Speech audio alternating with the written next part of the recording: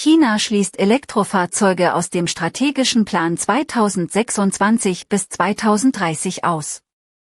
China has signaled a major change in industrial policy by omitting electric vehicles from its strategic industry list for the 2026 to 2030 five-year plan.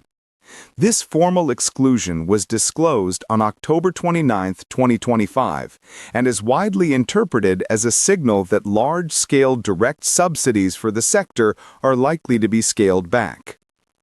Beijing's decision follows more than a decade of generous state support that helped create the world's largest electric vehicle market. Policymakers and outside analysts say the removal reflects a belief that domestic manufacturers have strengthened sufficiently to rely more on market competition and less on broad fiscal incentives. The policy shift is being presented as a strategic reallocation of government support, rather than an abandonment of the sector. State support has been central to China's electric vehicle expansion. Over the past decade, national purchase subsidies, tax breaks, and local incentives helped manufacturers scale production, develop domestic supply chains, and drive costs down. That policy mix was reflected in earlier five-year plans that listed new energy vehicles as a strategic area for development. The export data underline how the industry has internationalized.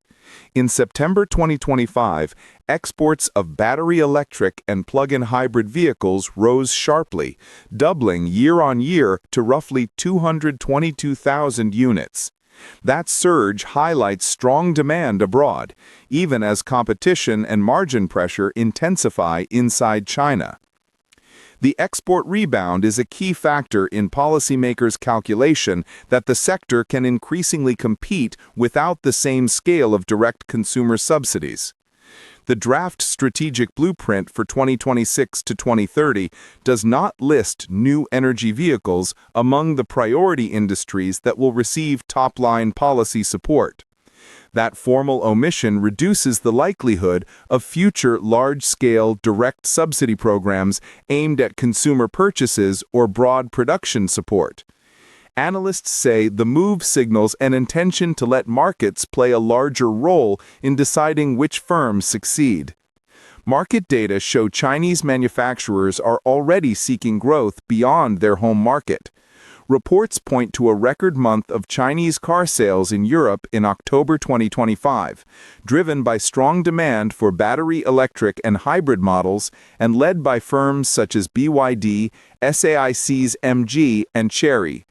This overseas momentum is one reason firms can be expected to shift emphasis from domestic subsidy-driven volume to export growth and product differentiation.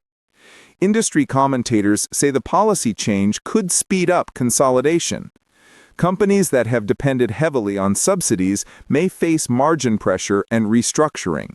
At the same time, better capitalized and more efficient manufacturers may accelerate investment in higher margin products, including premium battery models and hybrid variants, and in software and intelligent features. Observers note that targeted public support for charging infrastructure, standards, and research and development remains likely even as broad purchase subsidies are wound down. In the short term, firms that have depended on broad subsidies may see margins tighten, and some may restructure or exit. In the medium term, the industry is likely to shift toward export-led strategies and product differentiation, including a focus on higher-margin hybrids and premium battery electric vehicles. Consolidation and possible mergers and acquisitions are a plausible outcome as market forces reassert themselves. Responses to the policy pivot are mixed. Analysts and trade advisors describe the change as a market-oriented recognition of the sector's maturity. Some commentators caution that an abrupt withdrawal of support could harm smaller manufacturers that lack scale. Official commentary from Beijing has framed the change as strategic realignment rather than a sudden austerity measure, and government agencies are expected to pursue more targeted measures to guide the sector's development. The policy move coincides with strong export numbers and growing overseas sales, underscoring how quickly China's electric vehicle industry has internationalized. The exclusion of EVs from the 2026 to 2030 plan marks a turning point. Going forward, government action may shift from broad purchase subsidies to supporting enabling infrastructure, standards, and research and development. At the same time, companies must now demonstrate that they can sustain growth and profitability on commercial merits in increasingly competitive global markets.